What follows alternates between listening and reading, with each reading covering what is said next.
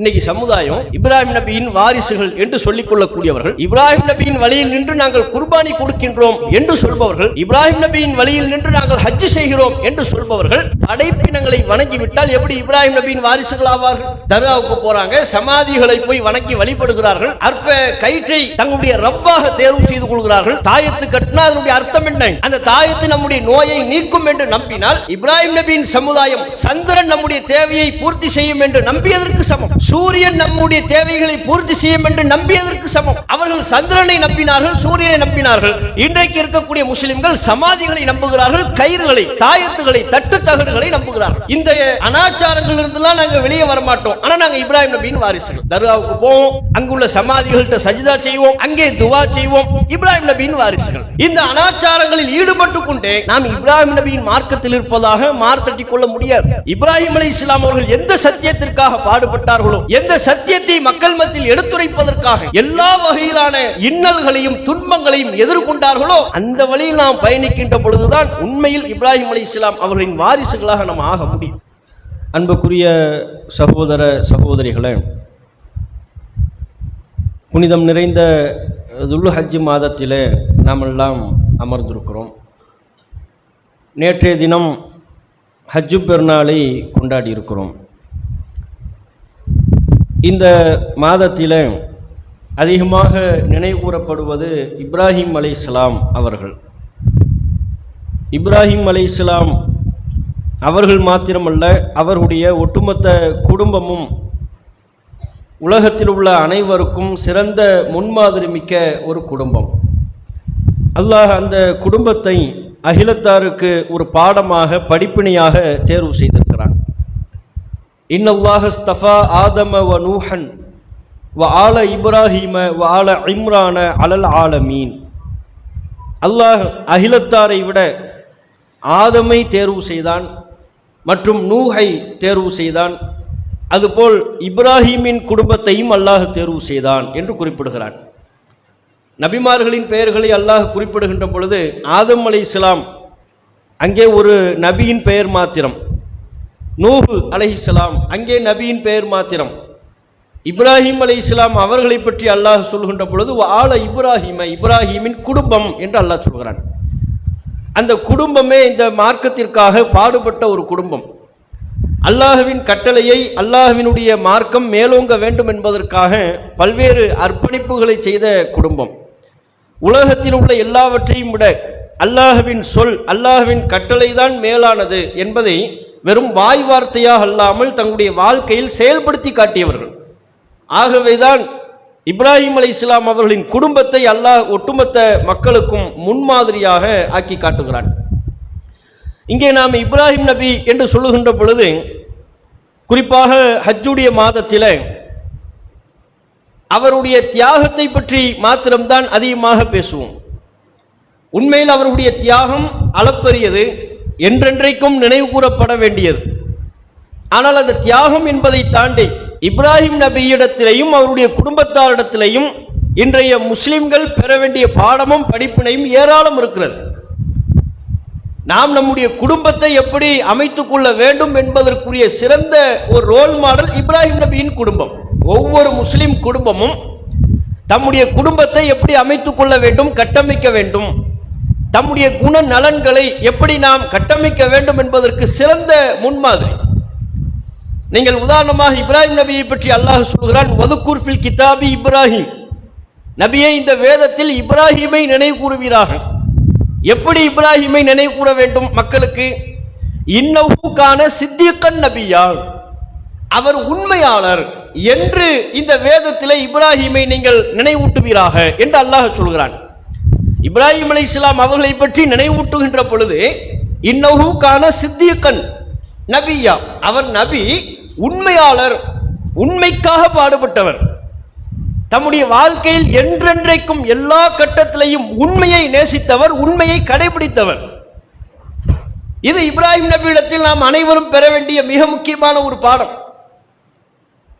எந்த அளவிற்கு இப்ராஹிம் அலைஹிஸ்ஸலாம் அவர்கள் உண்மைக்காக பாடுபட்டார்கள், தம்முடைய ஒட்டுமொத்த வாழ்க்கையையும் உண்மையின் மறு வடிவமாக ஆக்கி கொண்டார்கள்.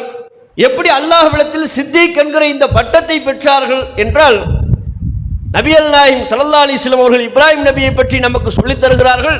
மா கதப இப்ராஹிமு இல்லா ஸலாஸ கதிபாத்தின். இப்ராஹிம் நபி அவர்கள் தம்முடைய ஒட்டுமொத்த வாழ்விலும் மூன்றே மூன்று பொய்களை தவிர வேறு எந்த பொய்களையும் சொல்லியதில்லை. எப்பேற்பட்ட உண்மையாளர் பார்த்தீங்களா? மொத்த வாழ்க்கையில இப்ராஹிம் நபி சொன்ன பொய் எண்ணிரலாம். எத்தனை? 1 2 3 3 தாண்டாது. நாம ஒரு நாளைக்கு சொல்ற பொய்களை எண்ண முடியுமா? ஒரு நாளைக்கு அதையே நம்மளால எண்ண முடியாது. இப்ராஹிம் நபி அவர்கள் ஒட்டுமொத்த வாழ்க்கையில் சொன்ன பொய்கள் மொத்தமே மூன்றே மூன்று. அந்த மூன்று பொய்கள் கூட தன்னுடைய சுயநலத்திற்காக, தன்னுடைய வசதிக்காக, தன்னுடைய நலனுக்காக என்று சொன்ன பொய்கள் அல்ல. நம்முடைய பார்வையில் அவைகள் பொய்களே கிடையாது. அவர் சொன்ன ஒரு பொய் என்ன? ஊர் மக்கள் சிலை வளர்க்க வழிபாட்டுக்காக வேண்டி இப்ராஹிம் நபியை கூப்பிட்டாங்க. அப்ப சொன்னார், இன்னி சகீம், நான் நோயாளி, எனக்கு உடம்பு சரியில்லை, நான் வரமாட்டேன், என்ன கூப்பிடாதீங்கன்ட்டார். இது ஒரு பொய், 3ல 1. இரண்டாவது பொய் என்ன? ஊர் மக்கள்லாம் கொண்டாட்டத்தில் ஈடுபட்ட பொழுது அந்த மக்களுக்கு பாடம் புகட்ட வேண்டும், சிலைகளுக்கு சக்தி இல்லை, இவற்றையெல்லாம் படைத்த இறைவனுக்கு தான் சக்தி உண்டு என்பதை உணர்த்த வேண்டும் என்பதற்காக சின்ன சிலைகளை எல்லாம் உடைச்சிட்டார், பெரிய சிலையை மட்டும் வச்சிருக்கிறார். ஊர் மக்கள் வர்றாங்க, யார் யார் இந்த வேலையை பார்த்ததுன்னு கேட்கும் பொழுது இப்ராஹிம் தான் அங்க இருந்தாரு, அவர் தான் பண்ணிருப்பாருன்னு சொன்னாங்க. அப்ப ஒரு இளைஞர், அவரை கூப்பிட்டு கேட்கும் போது இப்ராஹிம் அலைஹிஸ்ஸலாம் அவங்க சொன்னாங்க, எனக்கு தெரியாது, பல் ஃபஅலஹு கபீருஹும் ஹாதா, இதோ இந்த பெரிய சிலை தான் செய்திருக்க கூடும். அதுட்ட கேளுங்க, பெரிய சிலை இருக்குல்ல, உங்களுக்கு நோயினா அந்த சிலைட்ட தானே போறீங்க, உங்களுக்கு தேவை என்றால் அந்த சிலையிடத்தில் தானே மண்டிடுகிறீர்கள், முறையிடுகிறீர்கள், இந்த பெரிய சிலையிடம் கேளுங்கள் என்று அவர் விட்டு வைத்திருந்த அந்த பெரிய சிலையிட்ட போய் கேளுங்கன்னார். அவைதான் செய்திருக்கும் என்றார். இது இரண்டாவது பொய். இப்ராஹிம் நபி சொன்ன 3 பொய்யில இது இரண்டாவது பொய். பல் ஃபஅலஹு கபீருஹும் ஹாதா, இந்த பெரிய சிலை தான் செய்திருக்கும், அதுட்ட போய் கேளுங்க அப்படின்ட்டார். அப்ப அந்த மக்களே சொல்லிட்டாங்க, சிலைட்ட போய் நாங்க எப்படிப்பா பேச முடியும், அது எப்படி பேசும், அதைத்தாயே நானும் சொல்றேன், அது எப்படி பேசும், அதுகிட்ட போய் உங்க குறையை கேட்கலாமா, அதனிடத்தில் உங்களுடைய தேவைகளை முறையிடலாமா, அப்படியே அவங்களை மடக்கிட்டார். இது இரண்டாவது பொய். அவர் சொன்ன 3 பொய்யில 2. மூன்றாவது, ஹிஜ்ரத் என்கிற புனித பயணத்தை மேற்கொண்ட பொழுது, தம்முடைய மனைவியோடு மேற்கொண்ட பொழுது ஒரு மன்னன் அவர்களை பிடிக்கின்றான். அந்த மன்னன் அந்த பெண்ணை அடைய வேண்டும் என்று, இப்ராஹிம் நபியின் மனைவியை அடைய வேண்டும் என்று முயற்சிக்கிறான். அந்த நேரத்தில் சகோதரி என்று சொன்னால் விடுவான், மனைவி என்று சொன்னால் அபகரிப்பான். இது அவனுடைய ஒரு மனநிலை.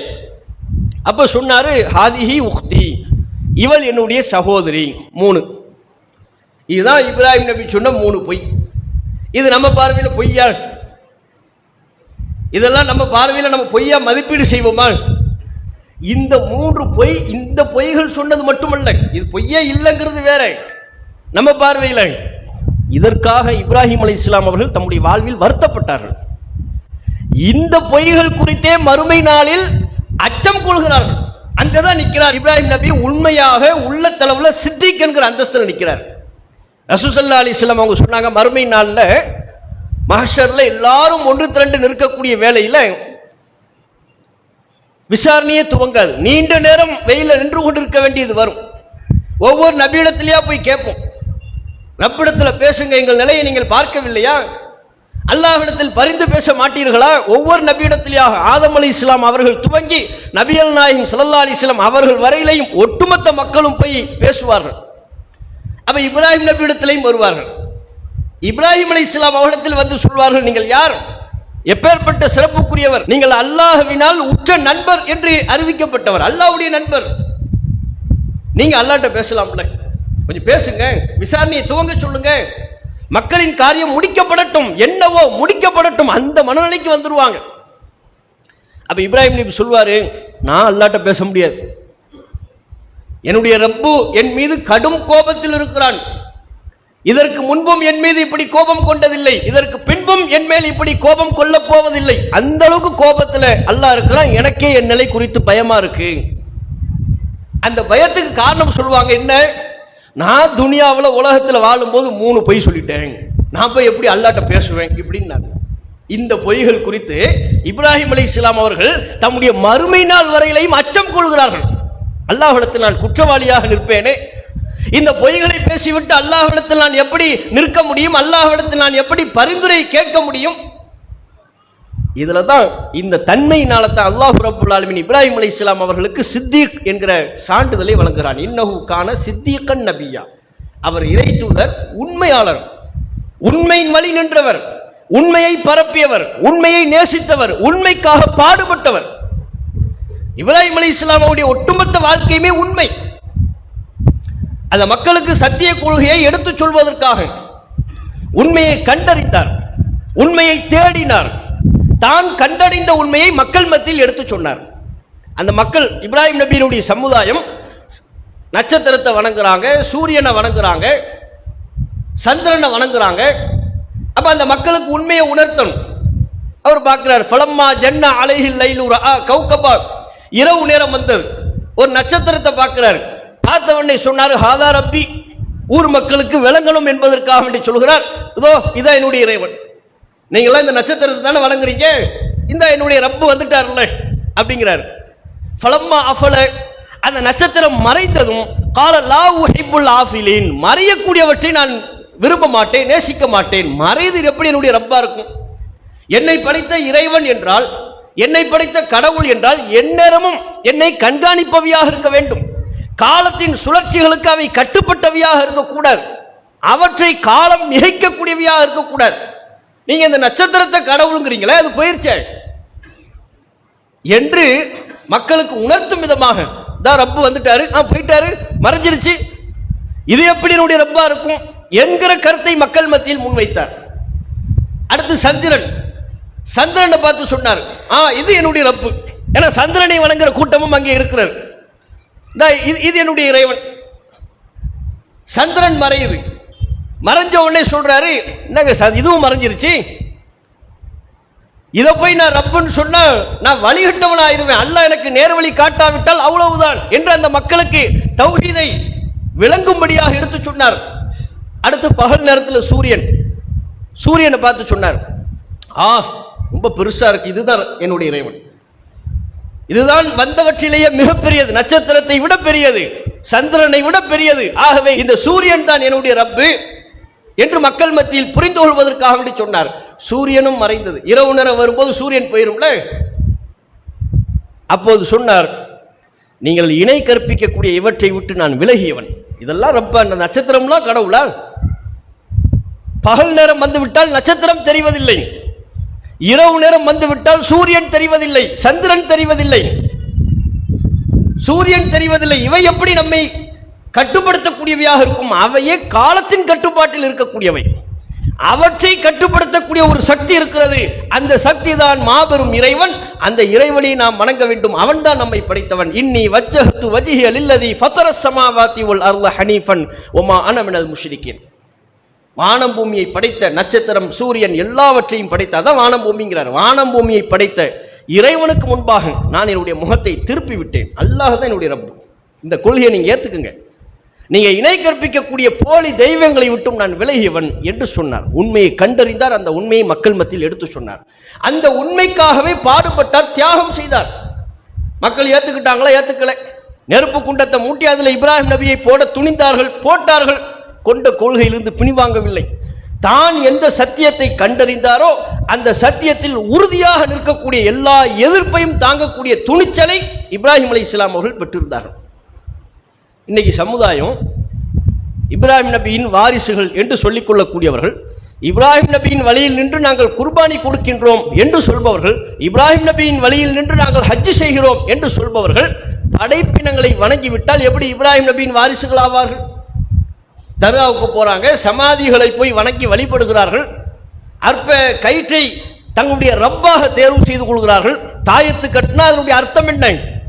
அந்த தாயத்து நம்முடைய நோயை நீக்கும் என்று நம்பினால் இப்ராஹிம் நபியின் சமுதாயம் சந்திரன் நம்முடைய தேவையை பூர்த்தி செய்யும் என்று நம்பியதற்கு சமம். சூரியன் நம்முடைய தேவைகளை பூர்த்தி செய்யும் என்று நம்பியதற்கு சமம். அவர்கள் சந்திரனை நம்பினார்கள், சூரியனை நம்பினார்கள். இன்றைக்கு இருக்கக்கூடிய முஸ்லிம்கள் சமாதிகளை நம்புகிறார்கள், கயிறுகளை, தாயத்துகளை, தட்டு தகடுகளை நம்புகிறார்கள். இந்த அனாச்சாரங்கள் இருந்தெல்லாம் நாங்கள் வெளியே வர மாட்டோம். ஆனால் நாங்கள் இப்ராஹிம் நபியின் வாரிசுகள். தர்காவுக்கு போவோம், அங்குள்ள சமாதிகள்கிட்ட சஜிதா செய்வோம், அங்கே துவா செய்வோம். இப்ராஹிம் நபியின் வாரிசுகள். இந்த அனாச்சாரங்களில் ஈடுபட்டு கொண்டே நாம் இப்ராஹிம் நபியின் மார்க்கத்தில் இருப்பதாக மார்த்தட்டி கொள்ள முடியாது. இப்ராஹிம் அலைஹிஸ்ஸலாம் அவர்கள் எந்த சத்தியத்திற்காக பாடுபட்டார்களோ, எந்த சத்தியத்தை மக்கள் மத்தியில் எடுத்துரைப்பதற்காக எல்லா வகையிலான இன்னல்களையும் துன்பங்களையும் எதிர்கொண்டார்களோ, அந்த வழியில் நாம் பயணிக்கின்ற பொழுதுதான் உண்மையில் இப்ராஹிம் அலைஹிஸ்ஸலாம் அவர்களின் வாரிசுகளாக நாம் ஆக முடியும். அப்ப இப்படியான இந்த உண்மை இப்ராஹிம் அலைஹிஸ்ஸலாம் அவர்கள் நமக்கு சொல்லித்தரக்கூடிய மிக முக்கியமான பாடம். அதே போல இப்ராஹிம் அலைஹிஸ்ஸலாம் அவருடைய குடும்பம் நமக்கு கற்றுத்தரக்கூடிய மிக முக்கியமான அம்சம் தொழுகை. யாரிடத்துல தொழுகை இல்லையோ அவர்கள் இப்ராஹிம் நபியின் மார்க்கத்தில் இருப்பதாக சொல்லிக்கொள்ள முடியாது, பெருமைப்பட முடியாது. ஏன்? இப்ராஹிம் அலைஹிஸ்ஸலாம் அவர்கள் தம்முடைய குடும்பத்தை ஆள் நடமாட்டம் இல்லாத அந்த பகுதியில் கொண்டு போய் குடியமர்த்தும் பொழுது காபத்துல்லா தான். இப்ராஹிம் நபியும் இஸ்மாயில் அலைஹிஸ்ஸலாம் அவர்கள் தான் அந்த காபத்துல்லாவை புனரமைப்பு செய்கிறார்கள். புனரமைப்பு செய்கின்ற பொழுது அங்க குடும்பத்தை குடியமர்த்துகிறார்கள் இப்ராஹிம் நபி, அல்லாஹ்வுடைய உத்தரவுக்கு ஏற்ப. அப்ப அவங்க சொன்ன வார்த்தை, ரப்பி இன்னி அஸ்கன்து மின் துர்ரியத்தி பிவாதின் கைரி தி ஸர்இன் இன்த பைத்திக்கல் முஹர்ரம். இறைவா, என்னுடைய குடும்பத்தை விவசாயமே இல்லாத இந்த நிலத்துல என் குடும்பத்தை நான் குடியமர்த்துறேன், என்னுடைய சந்ததிகளை குடியமர்த்துகிறேன். இந்த பைத்திக்கல் முஹர்ரம், புனிதமான உடைய ஆலயத்திற்கு அருகாமையில் குடியமர்த்துகிறேன். ஏன்? ரப்பனா லியுகீமுஸ் ஸலா, அவர்கள் தொழுகையை நிலைநாட்ட வேண்டும் அதற்காக என்று சொன்னார்கள். என் குடும்பத்தை இங்கே நான் குடியமர்த்துவதற்கு காரணம், உன் ஆலயத்திற்கு அருகாமையில் குடியமர்த்துவதற்கு காரணம், என் சந்ததிகள் முழுமையும் உன்னை தொழக்கூடியவர்களாக இருக்க வேண்டும், என்னுடைய குடும்பம் தொழுகையை நிலைநாட்டக்கூடியவர்களாக இருக்க வேண்டும், அதற்காகத்தான் என்று இப்ராஹிம் அலைஹிஸ்ஸலாம் அவர்கள் சொன்னார்கள். எதற்கு முக்கியத்துவம் கொடுத்தாங்க? தொழுகைக்கு. இப்ராஹிம் நபி செய்த பிரார்த்தனைகளில் ஒன்று என்ன? ரப்பி ஜஅல்னி முகீமஸ் ஸலாத்தி வ மின் துர்ரியத்தி, இறைவா என்னையும் என் சந்ததியையும் தொழுகையை நிலைநாட்டக்கூடியவர்களாக ஆக்கு. எப்பேற்பட்ட இறை தூதர், அல்லாஹ்வின் நண்பர் என்று பாராட்டப்பட்ட ஒரு இறை தூதர் அல்லாஹ்விடத்தில் துஆ செய்கிறார், இறைவா நானும் என் சந்ததியும் ஸலாவை பேணும், தொழுகையை நிலைநாட்டணும். அப்படிப்பட்ட பாக்கியத்தை எனக்கும் தா, எனக்கு பிறகு வரக்கூடிய சந்ததிகளுக்கும். அவங்க சந்ததி யாரு? இப்ராஹிம் நபியின் சந்ததிகள் யாருங்க? எல்லா நபிமார்கள், இஸ்ஹாக் அலைஹிஸ்ஸலாம், யாக்கூப் அலைஹிஸ்ஸலாம், இஸ்மாயில் அலைஹிஸ்ஸலாம், யாக்கூப் அலைஹிஸ்ஸலாம் அவர்களின் மூலமாக யூசுப் அலைஹிஸ்ஸலாம், எல்லாம் உங்க சந்ததி தான். அந்த சந்ததி தொழுகையை நிலைநாட்டக்கூடியவர்களாக இருக்க வேண்டும் என்று இப்ராஹிம் நபி கவலைப்படுகிறார், அல்லாஹ்விடத்தில் பிரார்த்தனையாக முன்வைக்கிறார். என்றால் அந்த குடும்பம் நமக்கு சொல்லித்தரக்கூடிய பாடம் என்ன? தொழுகை நமக்கு அவங்க வலியுறுத்தக்கூடிய மிக முக்கியமான ஒரு அம்சம். இஸ்மாயில் அலைஹிஸ்ஸலாம் அவர்களை பற்றி அல்லாஹ் திருக்குர்ஆன்ல சொல்றான். இஸ்மாயில் நபி எப்படிப்பட்ட நபி, அவரிடம் காணப்பட்ட சிறப்புகள் என்ன, பண்புகள் என்ன என்று ஒவ்வொன்றாக சொல்கின்ற பொழுது அல்லாஹ் சொல்கிறான், கான யஅமுரு அஹ்லஹு பிஸ்ஸலாத். இஸ்மாயில் அலைஹிஸ்ஸலாம் அவர்கள் தம்முடைய குடும்பத்தாருக்கு தொழுகையை ஏவும்படி இருந்தார். அல்லாஹ் குர்ஆனில் இஸ்மாயில் நபியை பற்றி நமக்கு சொல்லித்தரக்கூடிய தகவல், அவர் குடும்பத்தாருக்கு தொழும்படி ஏவுவார், அந்த பண்புக்கு சொந்தக்காரர் என்று அல்லாஹ் பாராட்டுகிறான். பாருங்க, இப்ராஹிம் அலைஹிஸ்ஸலாம் அவங்க துஆ செஞ்சாங்க, யா அல்லாஹ் என் சந்ததியையும் தொழுகை நிலைநாட்டக்கூடியவர்களாக ஆக்கு என்று கேட்டார். அல்லாஹ் அந்த துஆவை அங்கீகரிக்கும் விதமாக இஸ்மாயில் அலைஹிஸ்ஸலாம் அவர்கள் தொழுகை நிலைநாட்டுகிறார்கள், அவருடைய சந்ததியை அவருடைய குடும்பத்தாரை தொழும்படி ஏவுகிறார். அப்ப இந்த ஒட்டுமொத்த குடும்பமும் நமக்கு கற்றுத்தருகிற பாடம், நம்ம வாழ்க்கையில உண்மையை கடைபிடிக்கணும் என்பது. கொண்ட கொள்கையில உண்மையாக இருக்கணும், உறுதியா நிற்கணும். அந்த கொள்கையை கடைபிடிக்கின்ற பொழுது வரக்கூடிய எதிர்ப்புகளை துணிச்சலோடு எதிர்கொள்ளணும். அது அந்த குடும்பம் நமக்கு சொல்லித்தரக்கூடிய பாடம். அதே போல் படைத்த ரப்பு அல்லாஹ்வை தொழுகையின் மூலம் நாம வணங்கணும். அந்த தொழுகையின் மீது பற்றுறுதி கொண்டவர்களாக இருக்கணும், தொழுகையில் அலட்சியம் காட்டக்கூடாது. இது இந்த குடும்பம் நமக்கு சொல்லித்தரக்கூடிய பாடம். இப்படி இந்த குடும்பத்திடமிருந்து நாம் பெற வேண்டிய பாடம், படிப்பினை ஏராளம் இருக்கிறது. அவற்றை குறித்து சிந்தித்து நம்முடைய வாழ்க்கையில் இயன்றவரை அவற்றை கடைபிடிக்கிற நன்மக்களாக அல்லாஹ் ரப்புல் ஆலமீன் நம் அனைவரையும் ஆக்கி அருள் புரிவானாக என்று கேட்ட என்னுடைய உரையை நிறைவு செய்து கொள்கிறேன். அல்லாஹு அக்பர், அல்லாஹு அக்பர்.